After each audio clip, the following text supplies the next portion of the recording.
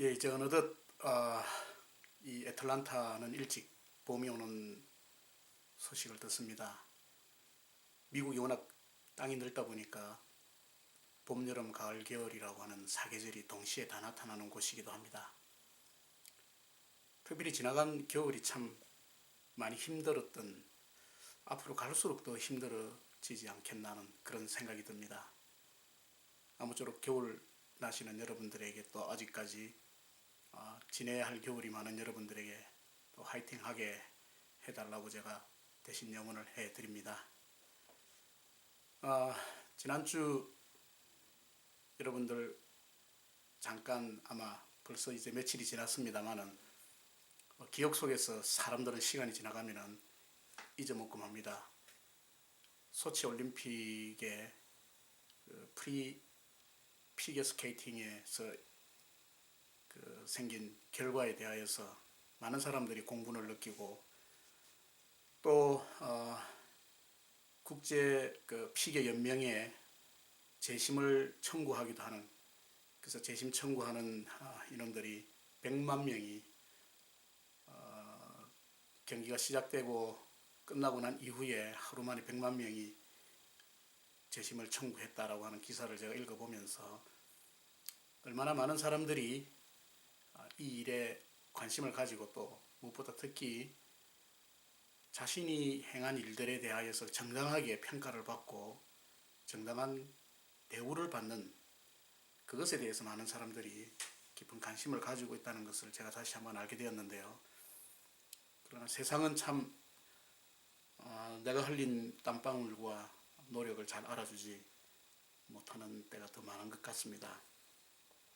그러나 우리 주님은 우리들을 향하여서 이 세상에 불완전하고 허술한 어떤 심판관이 아니시라, 우리의 삶의 모든 내면을 우리 주님께서 다 이해하시고 그리고 그 내면에 따라서 살아가려고 움직이며 발부둥치는 그 모든 사람들의 그 마음을 우리 주님은 아시고 이해해 주시고 그것을 포용해 주시는 그런 소망을 다시 한 번 더 이 세상을 바라보면서 깨닫게 됩니다.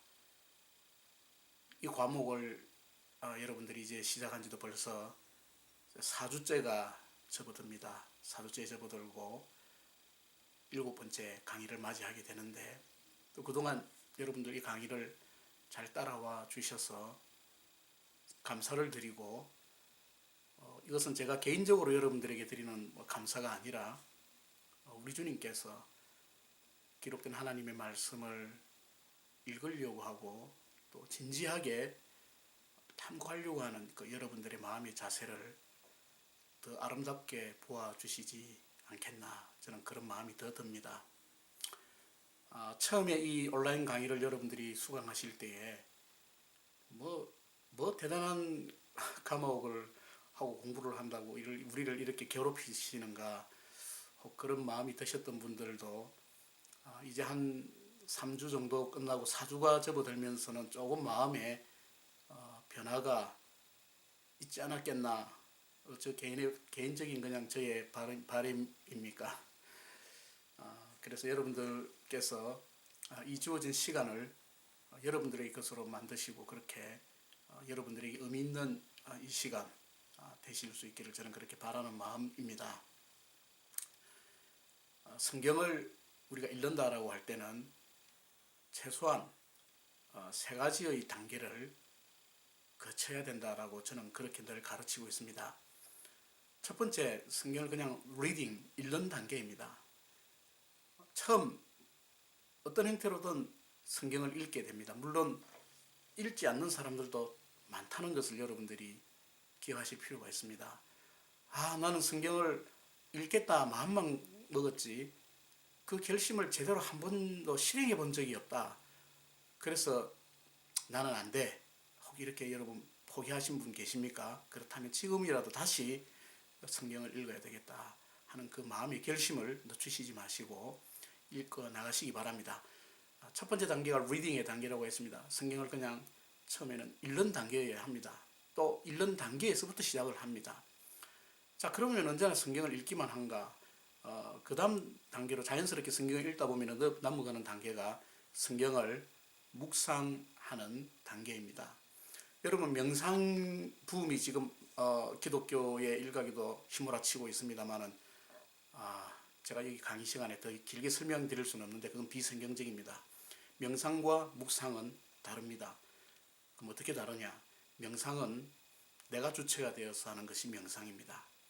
내가 인생을 바라보는 관점을 나의 입장과 나의 기준에서 찾아가는 것이 명상입니다.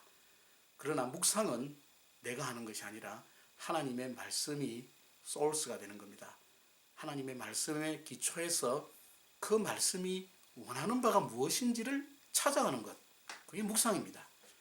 그래서 여러분, 기독교 안에서도 이 명상이라는 말이 너무 심심찮게 쓰여지고 있는데, 그런 단어를 쓰시는 분들이 잘 알고 그런 단어를 쓰는지는 모르겠고, 심지어는 기도도 명상 차원에서 하는 그런 대단히 인본주의적인 발상을 하고 있는 그런 교회들도 많이 있는 것을 제가 보았습니다. 여러분, 그건 혹 여러분들 중에 뭐 그런 가르침을 하는 분이 계시거나 또 그런 가르침을 받았다는 분이 있으면 이 시간 correction, 교정하시기 바랍니다. 물론 이건 제가 가지고 있는 저의 신앙의 견지와 관점, 신학적인 배경도 이런 저의 견해를 형성하는 데 있어서 많은 영향을 미쳤을 거라 저는 그렇게 생각을 합니다. 명상과 묵상, 분명히 다른 이야기입니다. 자, 그러나 묵상의 단계에서만 우리가 머물러 있어서는 안 됩니다. 그 묵상의 단계에서 한 걸음 더 나아가는 단계가 있습니다. 그것이 어떤 단계겠습니까? 그 단계는 하나님께서 들려주시는 말씀에 내가 귀를 기울이는 단계입니다. 지금까지 내가 성경을 읽었습니다. 내 눈으로 읽고 내가 띵킹 한다고 생각하면서 묵상도 했습니다. 그러나 그 단계를 한 단계 한 단계 거쳐가다 보면은 이제 성경을 펼 때에 이 성경 속에서 하나님께서 나에게 무엇을 들려주시는가, 무엇을 들려주시는가, 무슨 말씀을 하시는가, 주여 말씀하옵소서 듣겠습니다 라고 하는 그런 경청의 자세가 되어지는 것이죠. 그래서 이런 성경의 읽기의 단계, 하나님의 뜻을 알아가는 데 있어서 이와 같은 단계들을 차근차근 잘 거쳐야 합니다. 나는 성경을 뭐 아무리 읽어봐도 무슨 말인지 잘 모르겠어. 잘 모를 수 있습니다. 뭐 저도 이렇게 성경을 가르친다고 여러분들 앞에서 이렇게 마이크 잡고 있습니다만 100% 그것을 완벽하게 저도 다 이해하지 못한다. 그렇게 여러분들께 말씀을 드리고 싶습니다. 그럼에도 불구하고 성경을 펼칠 때마다 이제 내가 읽는다 하는 것이, 내가 주체가 되어 읽는다는 것이 아니라 지금 이 성경을 통해서 하나님께서 나에게 하시고자 하시는 말씀이 무엇인지를 듣는 자세, 히어링하는 자세. 자, 리딩에서 메디테이션에서 히어링으로 가게 되어집니다. 이런 이야기들이 사실은 저는 어떤 성경의 테크니컬한 부분들 혹은 학문적인 부분들을 배우는 것보다 저는 사실 더 중요하다고 저는 그렇게 확신을 합니다. 여러분들이 신약 개론을 한 학기 공부하시면서 내가 성경을 이제 알았다 이렇게 생각하시면 절대 안 됩니다. 제가 목사 안수를 1997년도에 받았으니까는 지금까지 10몇 년이라고 하는 세월이, 그것도 계산이 얼른 안 됩니다. 몇 년이라고 하는 조금 된 세월이 흘렀습니다. 그럼 그동안에 성경을 얼마나 많이 읽고 또 성경을 얼마나 설교를 하고 묵상을 했겠습니까? 그런데 여러분, 수도 없이 설교한 그 본문을 제가 읽어보고 제가 지금 보면은 내가 그때 그렇게 생각하고 깨달았던 것들과는 전혀 다른 깨달음을 하나님이 저에게 주십니다. 자, 이건 무엇을 의미합니까? 우리는 하나님의 말씀을 듣는 경청자의 자세가 되어서 하나님의 말씀을 들을 때 그것이 내 마음의 신비, 마음밭에 새겨질 때에 그 마음밭에 새겨진 그 하나님의 말씀에 내 삶을 움직이는 모티프, 동기가 되어진다는 것이죠. 동력이 되어진다는 것입니다. 이게 성경을 우리가 묵상하고 또 성경을 연구하고 읽는 중요한 목적입니다. 마태복음이 먼저 쓰여졌느냐, 혹은 마가가 제일 먼저 쓰여진 원시복음이냐, 뭐 아니면은 누가는 아주 후대에 기록이 되어졌다, 이런 거 따지자는 이야기가 아닙니다. 그건 아무 의미 없는 이야기입니다. 아무 영양가 없는 이야기입니다. 이미 하나님께서 우리에게 27건, 66건의 기록된 계시의 말씀을 우리에게 확정하여 주시면서 지금은 이제 이것이 뭐 언제 기록되어지고 이 성경에 어떤 자료들이 혼합이 되어져 있고 무슨 자료들이 여기에 포함되어 있는가, 이거 그렇게 중요한 거 아닙니다. 전적으로 하나님 말씀으로 우리가 그것을 받을 때에, 지난주 퀴즈의 문제에 영감의 의미를 제가 여러분들에게 물었습니다. 그 영감의 의미가 뭡니까? 이미 하나님께서 이 말씀을 주실 때에는 인간의 머리에서, 인간의 수단을 통해서 주어지는 것이 아니라 신적인 의지와 신적인 계시로서 이 말씀이 우리에게 주어졌다는 것을 보여주고 계십니다. 그러할 때에 우리가 그 말씀을 받는 순간 성령의 비추어 주심입니다. 그때는 우리가 성령의 조명하심입니다. 성령의 감동은 하나님의 말씀을 기록하게 했던 그 저자들에게 하나님께서 특별하게 부여하셨던 아주 특별한 달란트, 카리스마, 은사, 선물입니다. 그러나 그 하나님의 말씀의 계시가 기록되어진 그 영감된 하나님의 말씀을 우리가 읽을 때는 또 다른 성령의 인도하심과 성령의 비추어 주심, 그 일루미네이션이라고 그러죠. 그 조명하심이 반드시 필요합니다. 저는 이것을 대단히 중요하게 여기는 사람입니다. 우리가 성경을 읽고 성경을 펼칠 때마다 내 이성과 내 지성과 내 학문적인 어떤 툴을 가지고 이 성경에 접근하는 것이 아니라 모든 것 다 내려놓고 여기에서 이제 내려놓는다는 말이 나오는 겁니다. 성령님, 하나님의 영감으로 기록된, 성령의 영감으로 기록된 이 하나님의 계시의 말씀을 제가 지금 감히 읽으려고 지금 펼칩니다. 성령님, 제 마음에 비추어 주시고 하나님의 음성을 이 말씀을 통해서 내 심령에 깨닫게 해 주시옵소서. 뭐 졸지에 이게 강의가 부엉이 비슷하게 되어가는데, 제가 원래 이 가르치는 스타일이 이렇습니다. 어차피 시간 들여서 앉아서 공부하는데 딱딱한 이야기, 여러분들이 어디 인터넷 가면 다 읽어볼 수 있는 이야기 하자는 건 아니지 않습니까? 그래서 제 강의 스타일이, 목사님은 강의를 하면 꼭 부엉이 같이 하신다, 그렇게 말하는 것을 제가 가르칠 때 사람들이 종종 제게 이야기를 합니다. 그렇다고 제가 유명한 부흥사도 아닙니다. 인기 있는 부흥사도 아니고 교회를 들었다 놨다, 사람을 들었다 놨다 하는 그런 부흥사가 되고 싶은 생각은 이것만큼도 없습니다. 다만 어떤 강의를 하더라도 최소한 성경과 연관되는 강의를 할 때는 그 강의 속에는 메시지가 담겨 있어야 된다. 그것이 제 지론입니다. 그것이 강의든 그것이 리서치가 되든 그것이 디스커션이 되든 무엇이라도 그 속에 메시지가 담겨져 있어야 된다. 그래서 주님은 우리를 향하여서 너희는 나의 편지다 그랬습니다. 그 말은 메신저라는 이야기죠. 메시지라는 이야기입니다. 그렇다면 우리의 삶을 통해서, 우리의 환경을 통해서 우리가 하나님 앞에 우리의 메시지를 드러내야 된다고 한다면은 오늘 제가 여러분들에게 드리는 이 짧은 시간의 말씀도 바로 그와 같은 의미가 담겨져 있어야 되지 않겠습니까? 자, 오늘은 마태복음과 마가복음에 관하여서 이제 신약의 각각의 결혼의 시간들을 이제 우리가 이야기해 나가겠습니다. 이제 마태복음, 마가복음부터 시작해서 누가나 요한 혹은 역사서, 사도행전과 그리고 서신서, 바울 서신과 그리고 일반 다른 바울 외에 다른 저자들이 서술했던 그걸 우리 공동서신이라고 부릅니다. 그런 공동서신과 마지막 예언서, 요한이 기록했던 요한계시록 예언서까지 그렇게 이르는 전 과정의 성경들을 이제 우리가 개론적으로 살펴보는데, 이 결혼을 하게 되면은 또 학문적인 영역에서 이 결혼을 다룰 때는 몇 가지 공통된 스타일이 거기에 나타납니다. 예를 들어서 우리가 마태복음을 생각할 때는 이 마태복음의 저자가 누군가 제일 먼저 따지는 게 저자의 문제입니다. 이 마태복음을 기록한 사람, 우리는 마태가 기록했지 뭐 별 실없네, 그렇게 생각할 수 있습니다. 그러나 그 별 실없네 하는 이야기가 별스럽지 않게 들릴 때까지의 많은 과정을 거치면서 그것이 사람들 머릿속에 자연스럽게 인식이 되어졌다는 것을 여러분들은 잘 모르시고 계실 겁니다.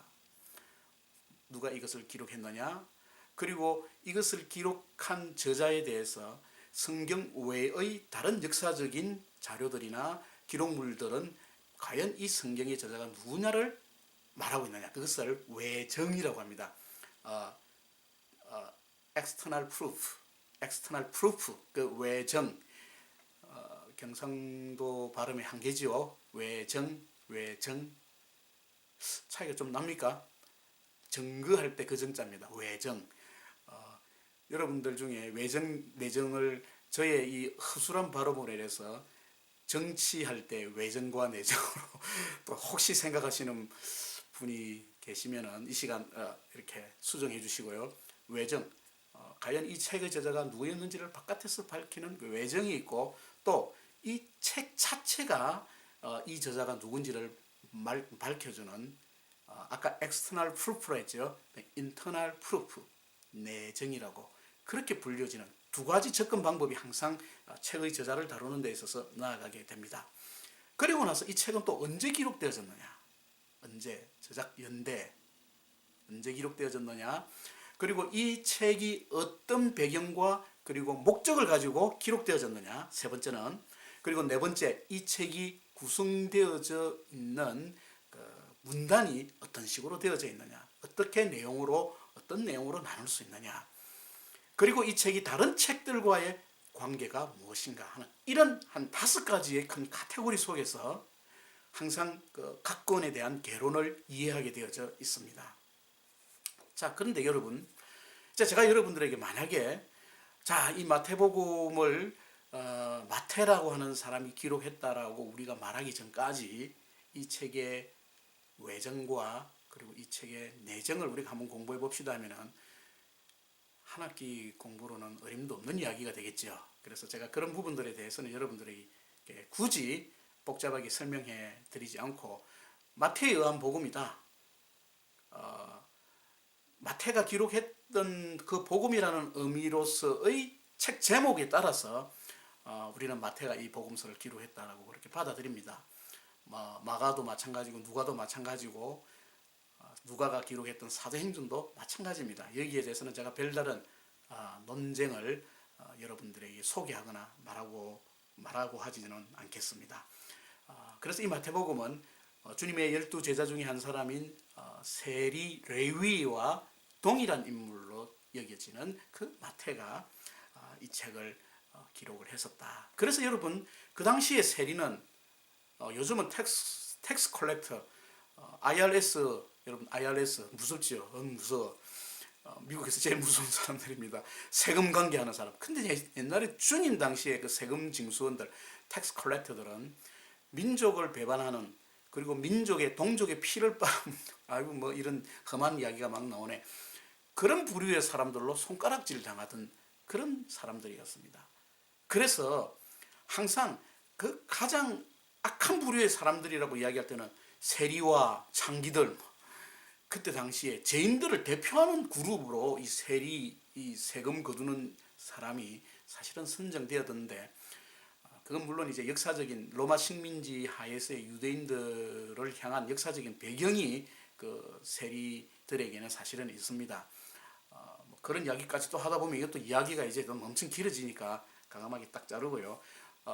마태의 입장에서는 분명히 세금을 징수하는 입장이었기 때문에 당시에 유대인들이 사용했던 그 언어, 히브리어나 혹은 아람어와 그리고 또 통용되어졌던 헬라어입니다. 그리스어, 히라브라고 하죠.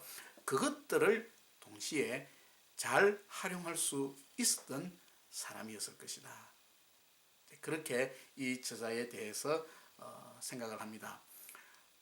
많은 성경 비평학자들은 마태복음을 가장 먼저 성경의 순서에, 지금 우리가 지금 마태복음, 마가복음, 누가복음, 요한복음 이 순으로 지금 나가 있지 않습니까? 근데 마태를 가장 먼저 두지 않는다는 것 정도. 그러나 저는 지금 현재 우리에게 주어진 이 사복음서의 순서 중으로 볼 때는 마태가 전통적으로 가장 먼저 기록되어진 복음서 중에 하나다라고 그렇게 여러분들에게 말씀드립니다.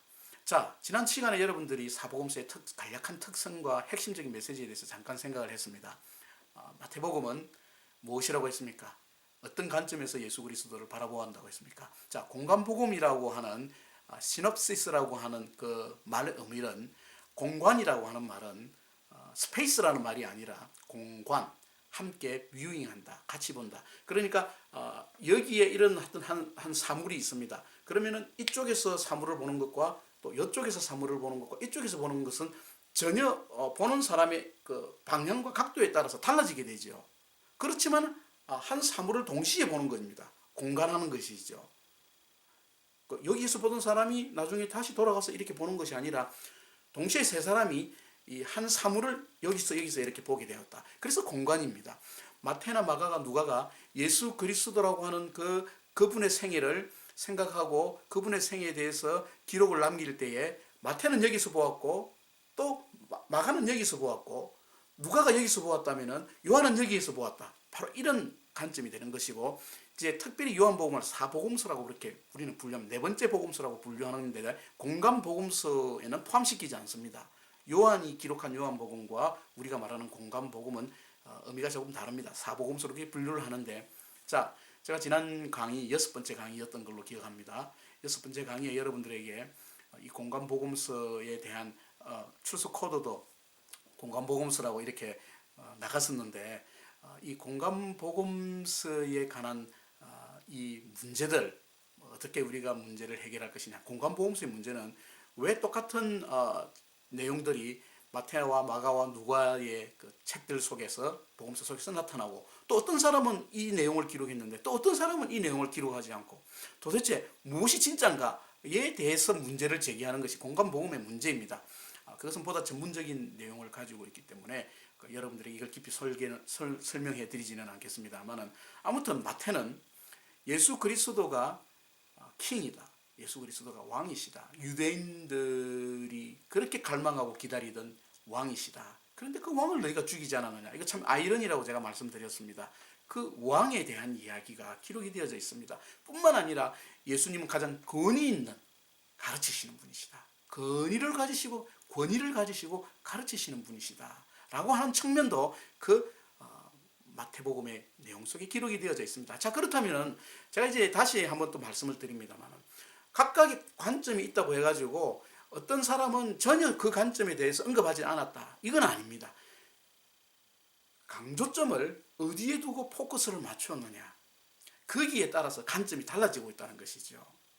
그래서 여러분들이 이제 마태복음을 읽을 때는 바로 예수 그리스도께서 이 땅에 오신 그 왕으로서 우리를 다스리시고 통치하시는 분이시다라고 하는 그 초점에서 여러분들이 마태복음을 읽으셔야 됩니다. 그래서 마태복음은 여러분들이 보면은요, 하나님 나라, 또 하늘나라 하는 이 말이, 하늘나라나 혹은 하나님 나라라고 하는 말이 굉장히 다른 복음서에 비해서 아주 많이 쓰여져 있습니다. 하나님 나라라고 하는 말, 또 heaven of kingdom of heaven, 또 하나님 나라라고 하는 말, 이 말들이 뭐 33회나 혹은 4회 이런 빈도로서 많이 쓰여졌습니다만은, 마가복음이나 누가복음에서는 하나님 나라라든지 혹은 하늘 나라라고 하든지 하는 이 말이 각각 3번씩밖에 쓰여지지 않았습니다. 굉장히 아주 빈도가 약합니다. 요한복음에는 심지어 등장하지도 않습니다. 하나님 나라나 하늘 나라라고 하는 그 자체가 등장하지 않는데, 마태복음에는 이 나라라고 하는 그 개념이, 나중에 이제 제가 저 강의 후반부에 이제 뒷부분에 가서 신약 성경의 핵심적 메시지 중에 하나가 바로 이 하나님 나라입니다. 하나님 나라라고 하는 이 메시지가 이 마태복음에는 강력하게 증거되고 드러나고 있다 하는 것을 우리가 기록을 할 수가 있습니다. 그리고 또 구약에 대한 인용이 굉장히 마태복음에는 많이 나타나 있습니다. 구약에 대한 인용이 65번 정도가 마태복음에 나타납니다. 그래서 제가 이 강의 초도에 여러분들에게 들었던 원망 중에 하나가, 아니 목사님은 지금 신약을 가르치시는데 구약을 가르치시는지 잘 구분이 안 된다, 그렇게 말씀해 주신 분들도 계셨는데, 제가 말씀드렸죠. 성경은 구약과 신약이 분리될 수 없다는 것. 그것을 분리해서 생각하는 신학적인 교단들도 있습니다. 디스커넥션 되었다, 디스컨티뉴 하다, 그렇게 보는데 저는 그렇지 않습니다. 구약과 신약은 연속성이 있고 컨티뉴스하게 일관적으로 연결되어져 있다라고 저는 그렇게 성경을 바라봅니다. 그래서 신약을 이야기하게 되면 반드시 구약을 이야기해야 되고, 여러분 마태복음 같은 경우에 신약을 기록하는 마태가 구약을 그렇게 많이 인용을 했습니다. 당시에 성도들이 가지고 있었던 책은 초대교회에 이 신약 성경이 기록되기 전에 가지고 있었던 책은 성경은 뭐라고 했습니까? 구약이라 했었죠. 70인역 LXX라고 불려지는 셉투아진트라고 불려지는 히브리어를 그리스 말로 헬라 말로 기록한 성경, 그것을 70인역이라고 하는 성경이 그때 당시에는 존재했었습니다. 초대교회 그걸 성경으로 보고 있었으니까 구약과 굉장히 밀접한 연관성이 신약 교회 공동체에는 초반기에는 있었다는 점을 우리가 간과해서는 안 됩니다. 마태복음은 처음 몇 장은 연대기적으로 이렇게 기록이 되어져 있습니다. 연대기적으로 기록이 되어, 연대기적이라는 말은 언제 어떤 일이 일어나고 하는 것이 연속적으로 기록이 되어져 가는 듯한 느낌을 받다가 후반부 5장 이후에서부터는 주제별로 하나의 주제를 가지고 이 성경을 기록해 나가고 있다가 다시 또 후반부가 약간 지난 그 다음부터는 연대기적으로, 그러니까 이런 틀을 가지고 성경이 흘러간다라고 하는 것이 나오고 있습니다. 자, 마태복음에 특별하게 우리가 생각할 수 있는 하나의 특징이 있다면 거기에 righteousness, righteousness 하는 의로움, 의라는 단어가 마태복음에는 굉장히 많이 등장합니다. 왜 그렇게 했습니까? 하나님 나라의 왕국과 하나님 나라의 임금으로서 또 이 세상을 통치하고 다스리시는 임금으로서 이 땅에 왔을 때 우리에게 요구하는 것이 무엇인가 하는 것이 가장 핵심적인 것이죠. 그래서 의입니다. 성경의 어떤 의미에서 마태복음의 가장 산상수훈, 제가 나중에 또 산상수훈, 팔복, 기독교의 핵심은 팔복입니다. 팔복과 더불어서 이어지는 하나님 나라입니다. 이스라엘 구약 성경의 핵심은 십계명이라고 불려지는 율법의 기반에서 소위 말하는 선택된 백성으로서 이스라엘 왕국이라고 한다면 신약 성경으로 넘어왔을 때는 그 율법의 개념이 팔복의 개념으로 바뀌어지면서 하나님 나라의 관점으로 그것이 확산되어지고 확대되어진다는 것, 이거 대단히 중요한 성경을 보는 관점입니다. 그래서 제가 나중에 신약 성경을 우리가 개론을 강의해 나가면서 이 하나님 나라와 의라고 하는 이 발음도 잘 안 되네요. 의라고 하는 것이 우리의 그 삶과 지금의 삶에 어떤 영향을 미치느냐, 그런 것까지 제가 여러분들에게 함께 말씀을 나누고자 합니다. 그리고 유일하게 이 마태복음에서 교회라는 말이 사실은 사용이 되어지고 있습니다. 3번 나타나는데요. 3번 나타나는데 교회라는 말이 나타나고 있습니다. 그러니까 제가 지금 말씀드리려고 하는 것이 뭐냐면 마태복음을 읽을 때 여러분들께서는 하나의 중요한 컨셉, 이미지를 여러분들 머릿속에 가지고 계셔야 됩니다. 그것은 의와 하나님 나라와 교회라고 하는 하나의 그 을개라고 해야죠. 을개. 그것이 꽉 연결이 된 마치 그 퍼즐이 맞춰지는 것처럼 그렇게 해서 성경을 읽어 들어가셔야지 마태복음의 그 가장 중요한 핵심들을 여러분들이 다루어 나갈 수가 있습니다. 뭐 여기에 이제 뭐 예수님의 설교가 몇 개가 있다, 비유가 몇 개가 있다, 이런 건 아주 구체적으로 디테일하게 말씀을 드리는 내용들이기 때문에 지금 이 시간 여러분들에게 그거 하나하나 다 설명해 드릴 수가 없고요. 한 가지 이 마태복음에서 중요하게 여겨야 될 것은 이방인들에 대해서 마태가 큰 관심을 가지고 있었다. 깊은 관심을 가지고 이 성경을 기록하고 있었다. 자, 여러분들이 마태복음 초두에 보면은 족보가 나오는데 그 족보에는 이방인 여자들이 나타납니다. 여인들이 5명 나타나는데 그 족보에 이방인 여자들이 2명입니다. 메시아의 족보에 이방 여인들이 등장한다. 참 놀라운 일이지 않겠습니까? 우리는 감추고 싶은 이야기고 묻어버리고 싶은 이야기일 겁니다. 뭐 우리 가문이 어떤 가문인데 뼈대 있는 양반 족보인데 아직도 이렇게 생각하는 사람들 많이 있던데요. 주변에 보니까요. 만약에 그런 그 가문에 오점을 남길 만한 사람이 있다면 어떻게 하겠습니까? 썩 찢어버릴 겁니다. 없었던 이야기로 할 겁니다. 그런데 이 성경을 보면은 특별히 이 마태복음이 예수 그리스도의 메시아 되심과 임금 되심을 유대인들에게 선포하면서도 그 속에 이방인 여인이 기록이 되어져 있다는 것은 굉장히 중요한 사실을 우리에게 보여주고 있습니다. 다시 말해서 유대인들이 그렇게 중요하게 생각했던 그 선민의식, 하나님이 우리만을 민족을 선택하고 우리만을 초선 피플이라고 그렇게 생각하는 그 사람들의 그 관념 속에 굉장히 충격적인 내용을 사실은 보여주고 있다는 이야기입니다. 그래서 여기 보면은 마가복음, 마태복음에는 바로 그런 이방인들에 대한 관심이 굉장히 여기에 많이 포함되어져 있다. 그래서 이 말은 무슨 이야기입니까? 이 책을 읽는 그 주 대상이 유대인들입니다만은 유대인들임에도 불구하고 마태는 이 유대인들을 향하여서 예수님께서 유대인들만을 위한 왕으로 오신 것이 아니라 유대인들과 이방인들, 온 민족의 왕으로서 오셨다는 것에 대해서 포커스가 맞추어져 있다는 것을 우리가 알 수가 있습니다. 자, 마태복음을 여러분들이 이제 읽으실 때는 자, 여러분들이 사실은 이제 뭐 강의 들으랴 또 출석 체크까지 하랴 그러다 보면 성경을 진짜 읽어야 되는데 혹 여러분들이 성경을 읽지 않는다면 이 강의를 듣는 의미가 사실은 없습니다. 제가 아까 초두에 성경을 하나님의 뜻을 우리가 발견하고 알아가는 세 가지 단계 듣고 처음에는 읽고 리딩하고 그 다음에 묵상하고 그 다음에 듣는 자세까지 나아감으로써 우리의 삶에서 그것을 행위로 나타나게 보여주는 그 단계를 여러분들에게 말씀을 드렸는데 제일 먼저 읽어야 됩니다. 제일 먼저 계속 읽고 또 읽는 가운데 하나님께서 우리에게 말씀하시는 경우들이 있다는 것을 여러분들이 반드시 이해하셔야 됩니다. 자, 마태복음은 이 정도까지 굉장히 제가 지금 마태복음에 터서 다루어야 할 내용들의 10분의 1 정도밖에 지금 사실 안 다룬 겁니다. 안 다룬 건데 이 강의가 온라인으로 지금 전달되어지는 강의의 특성상 제가 이 정도에서 마치도록 하고 이제 마가복음에 관하여서 잠깐 이야기를 여러분들에게 드리고 이번 주 7번째 강의를 마무리 짓도록 그렇게 하겠습니다.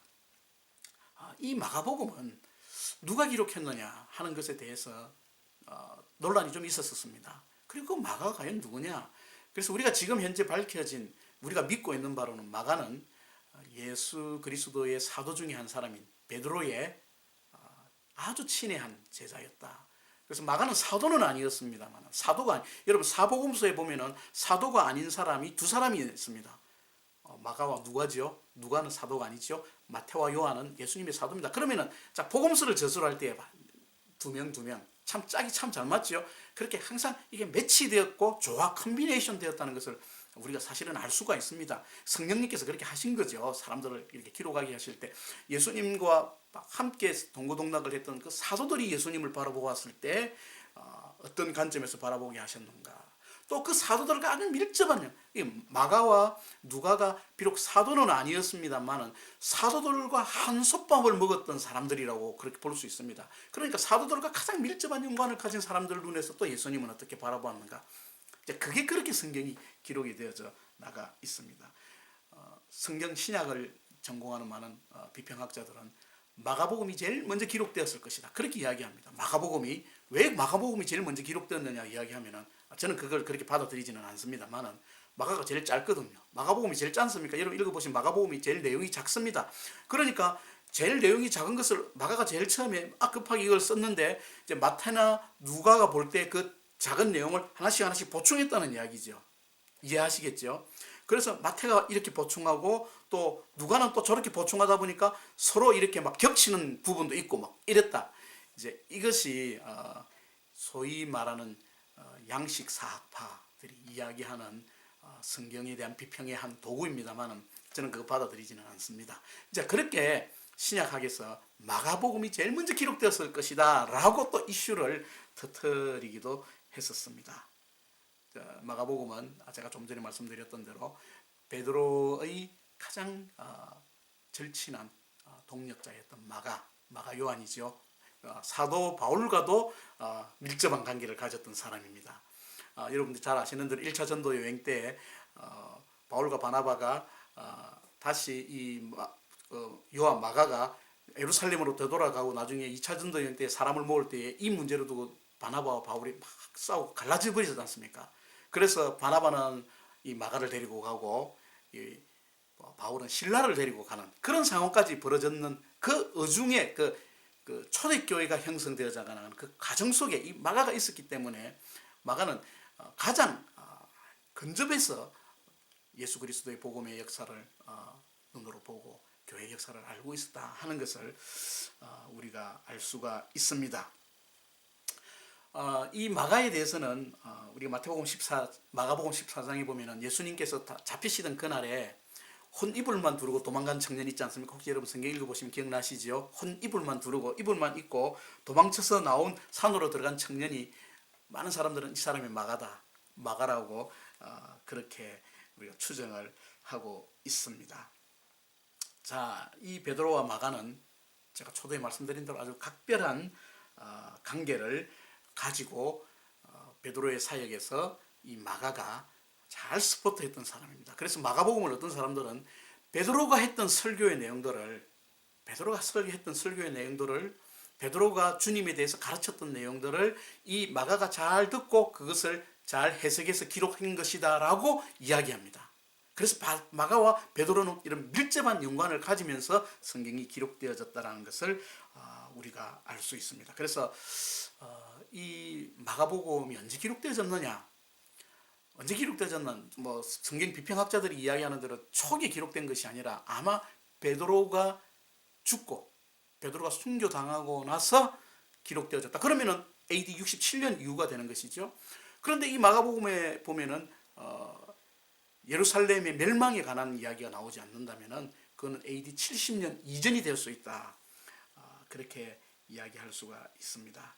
자, 아까 제가 말씀드렸던 대로 마태와 마가의 이 성경의 기록의 관점은 그렇게 차이가 난다라고 제가 말씀을 드렸죠. 마태가 메시아 왕으로서 기록이 되어진다면 마가는 전적으로 헌신하고 섬기고 자기 자신을 대속물로 내어주는 그런 서번트라, 제가 그렇게 말씀드린 이런 관점에서 이 마가는 예수님을 보았다는 이야기입니다.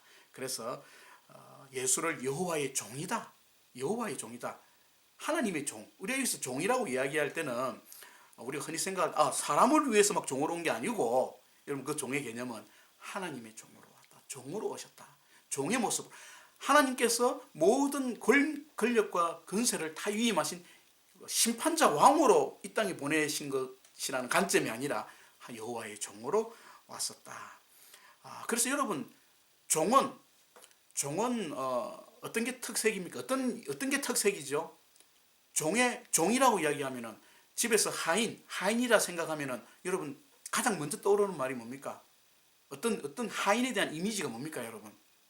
언제나 앉아서 책을 보면서 항상 사색과 묵상에 잠겨서 종의 본분이 무엇인가, 어떻게 주인을 잘 섬길 수 있는가, 뭐 이런 겁니까? 생각하는 종은 없습니다, 여러분. 뭡니까? 행동하는 종.